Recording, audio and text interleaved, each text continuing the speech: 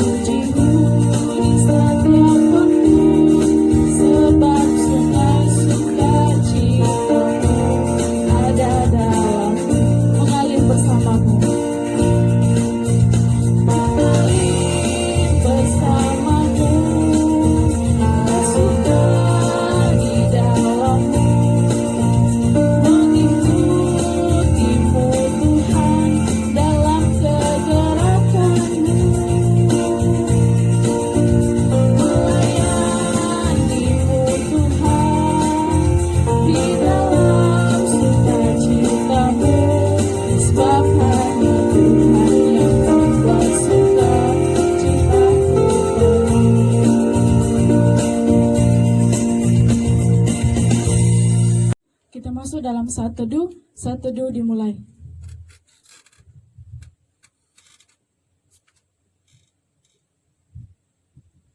Selesai, doa votum sebentar dipimpin oleh Bapak Pendeta Fransiskus Rupa. Saya persilakan jemaat untuk berdiri dan kita menyanyi dari nyanyian Kemenangan Iman nomor 33, Allah telah hantar kita.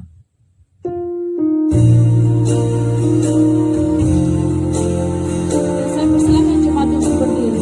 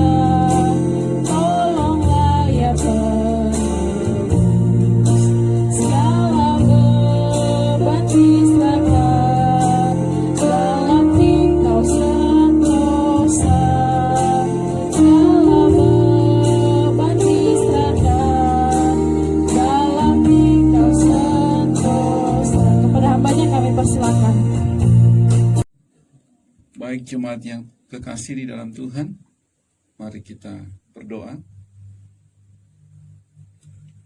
Di hadirat-Mu Bapa, kami datang menyerahkan kehidupan kami, bahkan ibadah sembah bakti kami kepadamu.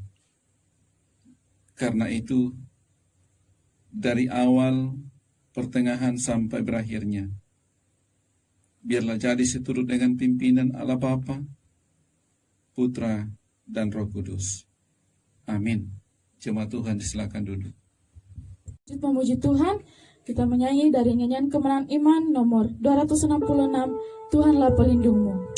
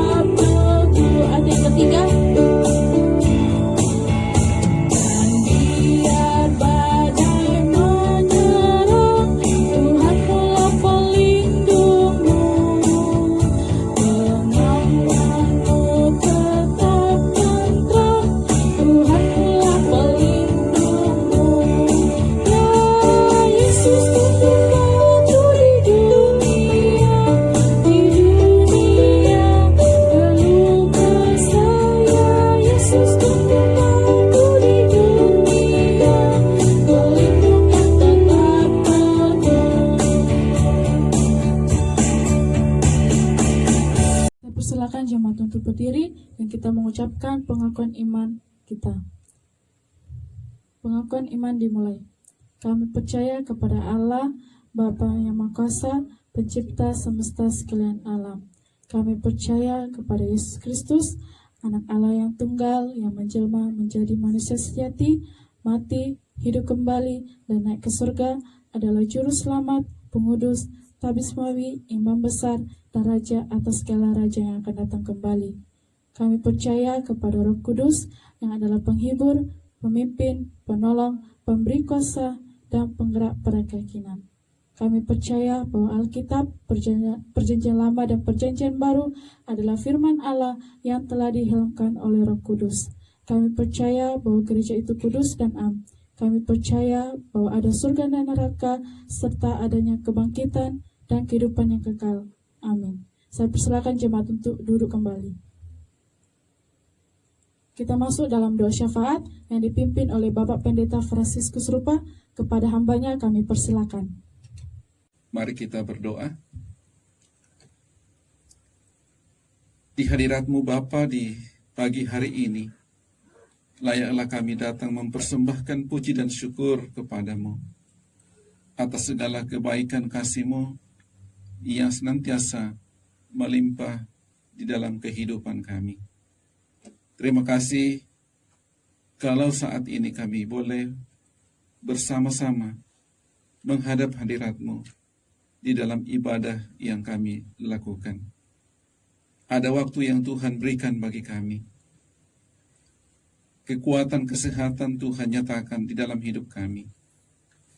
Sehingga saat ini kami boleh berhimpun bersama keluarga kami. Kami boleh memuji dan memuliakan Tuhan di dalam hidup dan kehidupan ini.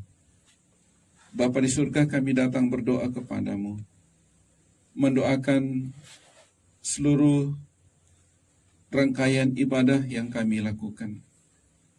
Biarlah Allah hadir di tengah-tengah penyembahan kami, sehingga ibadah ini boleh terlaksana dengan baik. Nama Tuhan dipuji dan dimuliakan. Dalam persekutuan kami sebagai jemaat-Mu, kami datang berdoa kepadamu Bapa, dalam persekutuan intragerejawi, baik itu persekutuan sekolah minggu, persekutuan kaum muda, persekutuan kaum wanita, dan persekutuan kaum pria. Kiranya Allah tetap memberkati, sehingga kami sebagai umat Tuhan senantiasa hidup menyenangkan hati Tuhan. Di dalam menjalani kehidupan beriman kepadamu, Allah senantiasa menopang kami melalui pimpinan Roh Kudus. Kiranya itu dapat menguatkan iman kami untuk selalu berjalan bersama Tuhan, mengiring Tuhan, selama masih kami kuat dan sehat, selama Tuhan memberikan waktu yang Tuhan karuniakan bagi kami. Kami gunakan waktu hidup ini untuk memuji dan melayani-Mu. Kami berdoa kepadamu Bapa di surga, bagi anggota jemaat Tuhan yang sudah lanjut usia, kuatkan iman pengharapannya kepadamu, agar mereka senantiasa mengiring dan memuji, melayani Tuhan.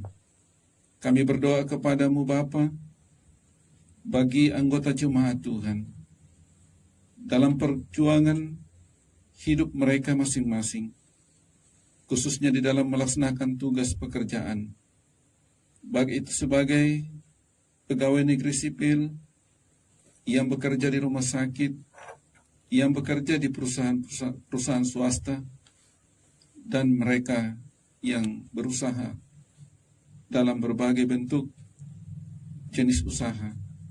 Engkau Tuhan memberkati, sehingga apapun yang mereka lakukan, mereka senantiasa menerima berkat-berkat Tuhan.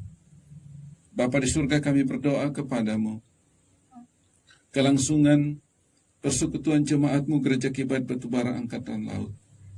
Walaupun sudah beberapa bulan lamanya kami tidak dipersatukan dalam bentuk ibadah-ibadah, baik itu rumah tangga dan ibadah persekutuan intragerejawi. Tetapi itu tidak membuat kami mundur dan tidak membawa kami untuk tidak setia kepada Tuhan. Tetapi kami justru selalu datang berharap dan bersandar sepenuhnya kepadamu, mengandalkan kuasa Tuhan, bahwa Allah di dalam Roh Kudus yang adalah pemimpin, penolong, pemberi kuasa di dalam hidup ini, itulah yang senantiasa memberikan kesanggupan dan kemampuan kepada kami menjalani hidup ini dalam memuji dan mengiring, melayani Tuhan. Ya Tuhan Bapa di surga, kami berdoa kepadamu, anak-anak kami dalam perjuangan pendidikan mereka, dari PAUD sampai ke perguruan tinggi, sehubungan dengan biaya yang mereka pakai, Tuhan selalu cukupkan, agar anak-anak kami boleh keberkatan di dalam Tuhan. Kami berdoa kepadamu, selama mereka belajar di rumah, berikan hikmat dan kemampuan, sekalipun mereka tidak bertatap muka dengan guru atau dosen sebagai pengajar, tetapi mereka dimampukan oleh Allah untuk memahami atau mengerti setiap mata pelajaran atau mata kuliah yang mereka terima di rumah.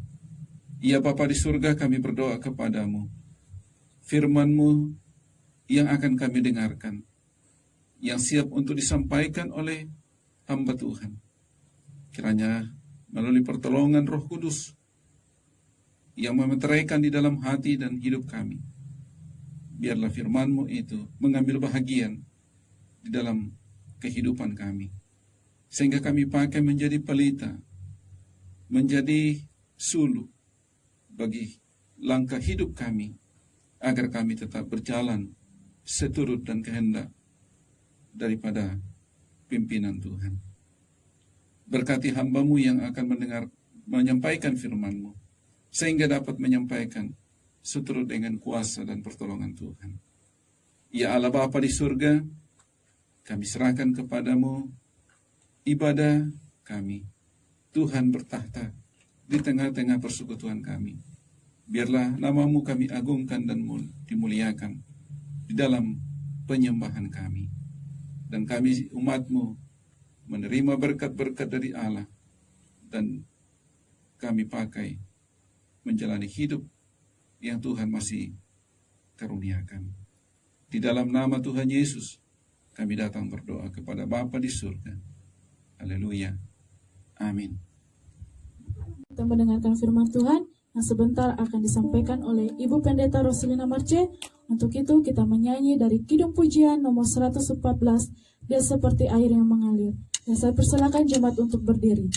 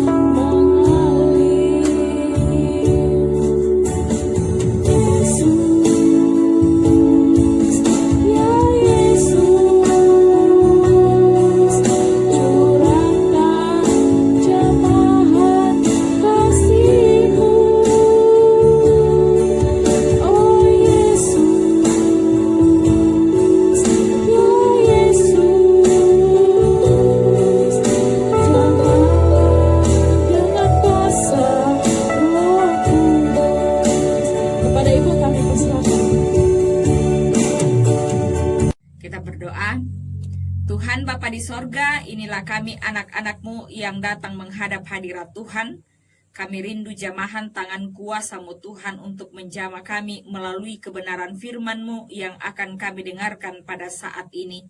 Tuhan yang akan memampukan kami untuk boleh memahami dan mengerti kebenaran firman-Mu yang akan kami dengarkan, sehingga firman-Mu ini sungguh-sungguh memberkati kehidupan kami. Berkati dan pakai hamba-Mu Tuhan untuk menjadi alat-Mu pada saat ini dalam mengkomunikasikan kebenaran firman-Mu. Dalam nama Tuhan Yesus kami sudah berdoa. Amin. Silakan duduk kembali. Oke, jemaat yang kekasih di dalam Tuhan, pada saat ini kita akan bersama-sama mau belajar kebenaran firman Tuhan yang telah saya pilih dari kitab Kisah Para Rasul pasal 1 ayat 4 dan ayat yang ke-8. Kisah Para Rasul pasal 1 ayat 4 dan ayat yang ke-8. Firman Tuhan berbunyi demikian. Pada suatu hari, ketika ia makan bersama-sama dengan mereka, ia melarang mereka meninggalkan Yerusalem dan menyuruh mereka tinggal di situ menanti-nantikan janji Bapa yang demikian katanya, telah kamu dengar daripadaku. Ayat yang ke-8, tetapi kamu akan menerima kuasa kalau Roh Kudus turun ke atas kamu, dan kamu akan menjadi saksiku di Yerusalem dan di seluruh Yudea dan Samaria dan sampai ke ujung bumi. Itulah pembacaan firman Tuhan yang akan kita renungkan bersama pada saat ini, dan kita akan bersama-sama belajar di bawah satu tema renungan kita, yaitu dosa terhadap Roh Kudus. Dosa terhadap Roh Kudus. Setelah Tuhan Yesus bangkit dari antara orang mati, ia berulang-ulang menampakkan diri kepada murid-muridnya. Salah satu perintahnya kepada murid-muridnya adalah agar mereka menantikan janji tentang kedatangan Roh Kudus. Kehadiran Roh Kudus untuk menyertai para murid adalah janji Bapa yang telah kita baca di dalam ayat yang keempat, dan janji Tuhan Yesus Kristus sendiri di dalam ayat yang ke-8. Mengapa Roh Kudus dijanjikan kepada murid? Kita perlu mengingat bahwa peristiwa penangkapan dan penyaliban Tuhan Yesus berlangsung begitu secara brutal dan begitu sangat mengerikan bagi para pengikutnya. Tidak mengherankan bila saat itu Tuhan Yesus dianiaya, murid-muridnya justru lari kocar-kacir. Mereka meninggalkan guru mereka, dan sementara itu setelah Yesus terangkat, para muridlah yang harus meneruskan pemberitaan tentang hadirnya kerajaan Allah. Nah, di sini perlu dipertanyakan, apakah mereka berani untuk memberitakan kematian dan kebangkitan Tuhan Yesus? Lagi pula siapa yang akan mempercayai akan kebenaran berita tentang itu? Bukankah kebangkitan Yesus itu adalah suatu berita hoax belaka bagi orang-orang pada masa itu? Itulah sebabnya Tuhan Yesus menjanjikan kehadiran Roh Kudus, penyertaan Roh Kudus bagi para muridnya, agar Roh Kudus bersama-sama dengan mereka. Mereka dipenuhi oleh Roh Kudus untuk menjadi saksinya. Nah, jemaat yang kekasih di dalam Tuhan, ketika Roh Kudus sudah dijanjikan kepada murid-muridnya, murid-muridnya itu menanti-nantikan janji itu. Nah, saudara yang kekasih di dalam Tuhan, sadar atau tidak sadar, sering kita melakukan dosa terhadap Roh Kudus. Roh Kudus adalah oknum ketiga dari ketritunggalan Allah. Roh Kudus biasa juga disebut sebagai Roh Allah. Roh Kudus biasa juga disebut sebagai Roh kebenaran, Roh Tuhan, Roh Yesus Kristus, dan Roh penghibur. Roh Kudus adalah satu pribadi yang mempunyai pengetahuan. Kita bisa lihat di dalam 1 Korintus 2 ayat 10 dan 11. Ia juga berkehendak dalam 1 Korintus 12 ayat 11. Ia juga mempunyai kasih dalam Roma 15 ayat 30. Dan ia juga mempunyai pikiran dalam Roma 8 ayat yang ke-27. Nah, ada beberapa pekerjaan dari Roh Kudus. Pekerjaan Roh Kudus diantaranya, Ia menghibur kita. Ketika kita dalam keadaan duka cita, Ia menghibur kita. Ketika kita dalam keadaan bermasalah, Ia datang untuk menolong kita. Ia memimpin kita. Ia memberikan kuasa kepada kita dan menggerakkan kita kepada keyakinan. Jemaat yang kekasih di dalam Tuhan, kita sudah tahu tentang Roh Kudus dan pekerjaannya. Namun sadar atau tidak sadar, ada dosa yang sering dan selalu kita lakukan terhadap Roh Kudus. Dosa terhadap Roh Kudus dilakukan oleh orang yang tidak percaya dan orang yang sudah percaya. Dosa apakah yang dilakukan oleh orang yang tidak percaya kepada Roh Kudus? Yang pertama di sini kita lihat ialah mereka menentang Roh Kudus. Kalau kita membaca di dalam kitab Kisah Para Rasul pasal 7 ayat 51 sampai dengan ayat yang ke-57. Di situ kita melihat mereka menentang Roh Kudus, yaitu mereka membunuh Stefanus sebagai saksi Kristus yang dipenuhi oleh Roh Kudus yang membuat begitu banyak tanda-tanda dan mujizat-mujizat. Tetapi para ahli-ahli Taurat dan orang banyak tidak mau mendengarkan dan mereka menentang Roh Kudus. Lalu dikatakan mereka membunuh Stefanus, melempari batu sampai ia mati. Itu dosa yang dilakukan oleh orang yang tidak percaya. Dan dosa yang kedua yang dilakukan oleh orang yang tidak percaya ialah menghujat Roh Kudus. Kalau kita membaca di dalam kitab Injil Matius pasal 12 ayat yang ke-31. Injil Matius pasal 12 ayat yang ke-31.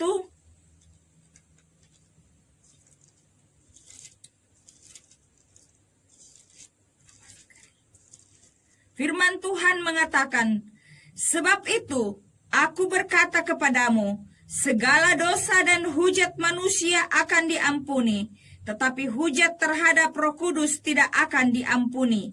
Apabila seorang mengucapkan sesuatu menentang anak manusia, ia akan diampuni. Tetapi jika ia menentang Roh Kudus, ia tidak akan diampuni. Di dunia ini tidak, dan di dunia yang akan datang pun tidak.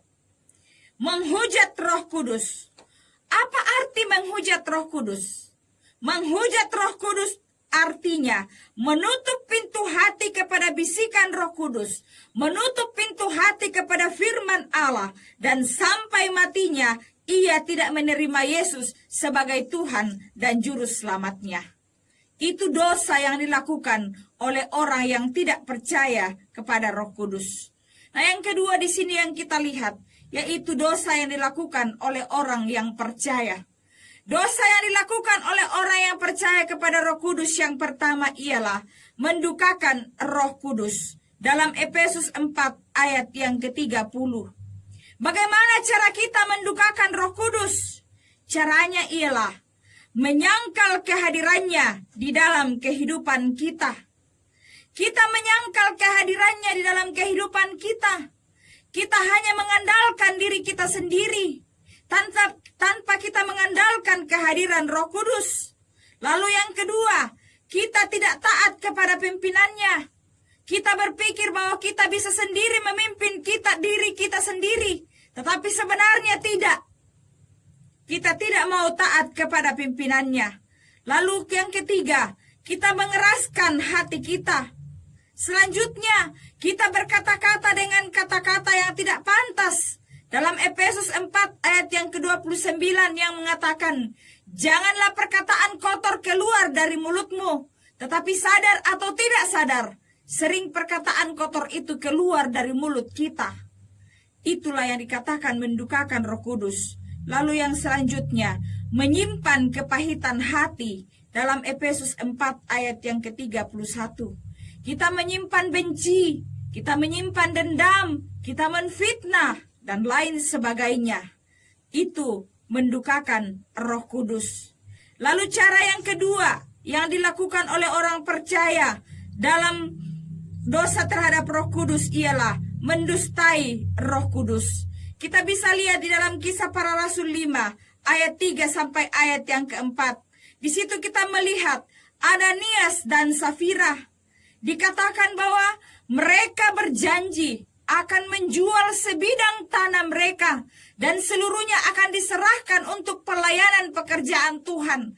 Namun ketika sebidang tanah itu dijual dan ternyata hasilnya mungkin terlalu banyak, mereka akhirnya menahan sebagian dari penjualan tanah itu, lalu pergi menyerahkan kepada rasul-rasul dan mengatakan bahwa mereka sudah menyerahkan semuanya, padahal tidak. Justru mereka masih menahan sebagian. Nah, di sini mereka mendustai Roh Kudus. Artinya, terjadi ketika seorang bernasar kepada Tuhan tetapi tidak melakukan nasar itu. Yang ketiga, cara orang percaya dalam melakukan atau mendustai Roh Kudus ialah dosa terhadap Roh Kudus ialah memadamkan Roh Kudus. Pertama Tesalonika 5 ayat yang ke-19. Artinya, mematikan pekerjaan Roh Kudus di dalam hati. Ada 3 cara memadamkan Roh Kudus. Yang pertama, memadamkan Roh Kudus dalam hati sendiri, yaitu melakukan dosa apa saja. Kalau kita membaca dalam pertama Tesalonika 5 ayat yang ke-22, dikatakan di situ jangan melakukan dosa. Jangan melakukan dosa apapun. Tetapi terkadang kita melakukan apa yang menurut kita itu benar, tetapi sebenarnya menurut pemandangan Tuhan itu tidaklah benar. Yang kedua, tidak memakai karunia untuk melayani Tuhan. Kita diberikan talenta mungkin sebagai pemain musik, atau mungkin kita diberikan talenta untuk menyanyi, memuji dan memuliakan nama Tuhan.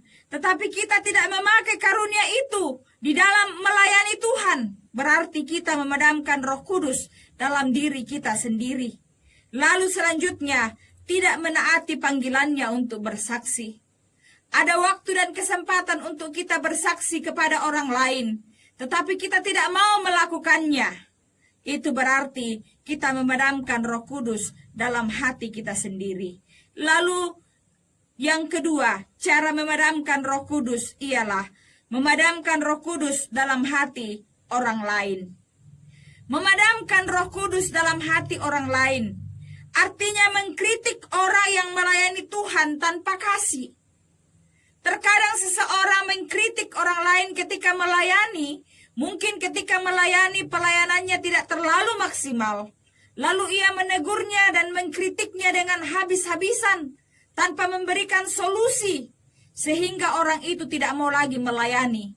Berarti memadamkan Roh Kudus dalam hati orang lain.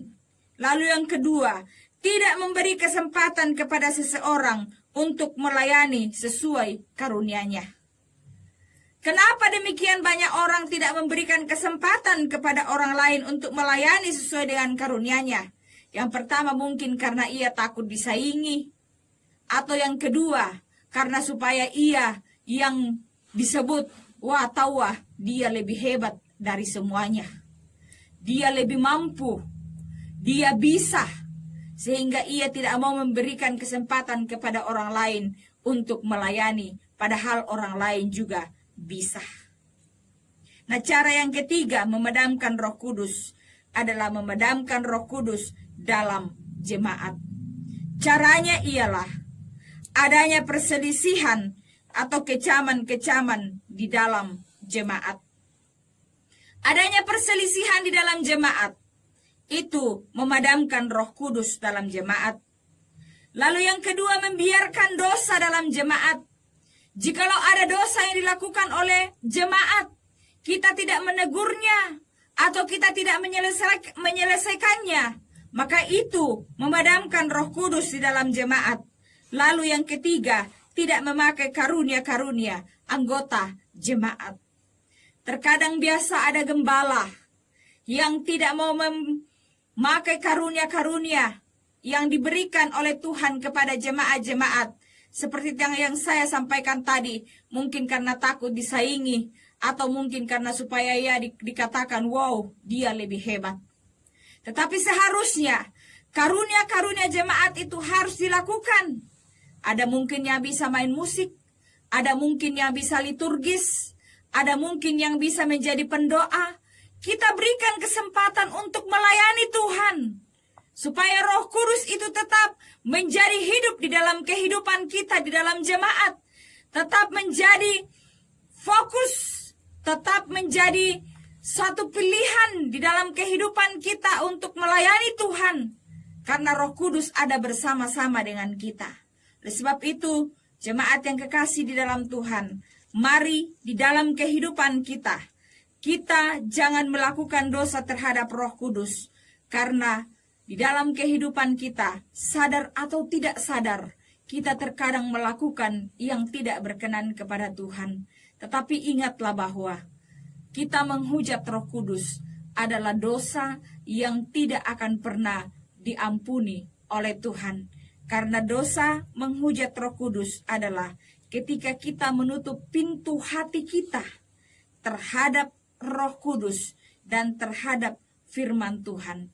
Jadi ketika kita sudah mendengarkan firman Tuhan, ketika kita mendengarkan Roh Kudus, ketika kita mendengarkan suara Tuhan, mari membuka hati kita supaya kita sungguh-sungguh dapat menjadi orang yang diselamatkan oleh Tuhan dan kita tidak melakukan dosa terhadap Roh Kudus. Kiranya firman Tuhan ini menjadi berkat untuk kita sekalian. Amin.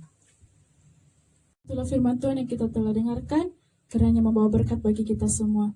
Dan tiba saatnya kita akan membawa korban syukur kita kepada Tuhan, dan kita menyanyi dari nyanyian Kemenangan Iman nomor 302, Kirim Maaf Tuhan.